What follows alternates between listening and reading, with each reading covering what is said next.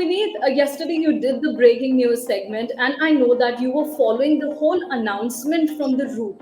I want to know that did the team announcement match to your expectations or not? It very much did. It matched to our expectations, and to be honest, it was a bit of a disappointment there as well because there was not much changes, at least in terms of batting perspective, than what we had in the 2021 T20 World Cup.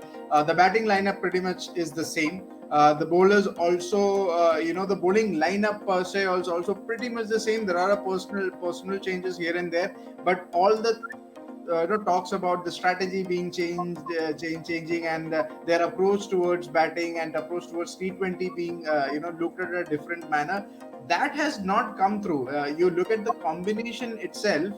It's pretty much the same combination: six batters, four bowlers, and one all-rounder is what India is going ahead with. The same combination they did go ahead with in the 2021 World Cup as well, and it's pretty much the same here. Of course, 21 was in Dubai. This is going to be in Australia, so conditions are different. So in that way, I'm a bit expectant about this squad. But then again, if you ask me about did I expect any changes, I did not. Was I surprised? Not that much. Was it disappointing? A slightly bit, I would say. So, Vinay, we have this squad right now in front of us, okay? And almost as you mentioned, it's quite similar. And I was also telling this to our viewers that a lot of people have to say this, lot many changes have been done to this squad. But there are some certain changes and significant ones in the bowling order, the lower order. I want you to, reflect on how these changes will be beneficial going into Australian conditions. Look, the biggest change per se for me, and it's not a change. It's basically something I want to talk about is Hardik Pandya. Look, the last time around, Hardik Pandya was also there in the squad, right? But he was operating as a pure batter. He was not able to bowl, so he was not used as an all-rounder. Here, that changes. That's, I think, the first and foremost change for me in this squad is that Hardik Pandya can be utilized as your fifth bowler, and the kind of bowler he is, more of a back of length and hit the deck kind of a bowler. In Australian conditions, he would be key. So that gets pretty much sorted for India that way, that they have that fifth bowling option per se. On the other hand, you look at from the squad that was picked for the 2021 World Cup. You, from the bowling point of view, you had a Varun Chakravarti and you had a Rahul Chahar and you had Mohammad Shami. These are the three names that are missing here. And in place of them, if you look at who have you got, you have a Chahal back as your lead spinner. You have a Bhuvneshwar Kumar in the mix of things. You have a Harshal Patel. You have an Arshdeep Singh. Right.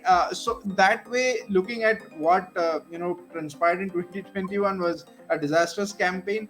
Here, I think the team management, both Rahul Dravid and Rohit Sharma, put their heads into the things, saying, what, we need to get our best team out. And right from the Asia Cup and even the series that preceded those two, the series that they played against West Indies and even in England, and I think one more series, their mindset was to groom these players, to iron out these chinks in their armor. Arshdeep Singh has come out as one of the finds of Indian cricket recently now. Death over specialist. Harshal Patel has been a death over specialist, so he comes in there. Bhuvneshwar Kumar really revived his career after Deepak Chahar's injury, gave him the opportunity. He has shown glimpses of what he can do. But you know what? There are question marks here. Still, there are question marks here. And the biggest question mark is, of course, Ravindra Jadeja's unavailability.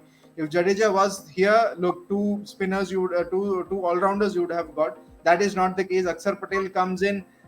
He's in the same like-for-like mold as Ravindra Jadeja, but, he needs a long, long way to go to become what Jadeja offers with the bat, with the ball, and on the field. So overall, look, the changes are pretty much okay, is what I will say. I would have loved to see a couple of other changes also, but that's fine. Deepak Hooda, I really don't see why I think yes, he is part of the squad, but I don't see him playing in the 11 in any case. DK and Pant, of course, one of the hottest debates is, how do you fit these two? So a lot of question marks for Team India as well. The headache's not over yet.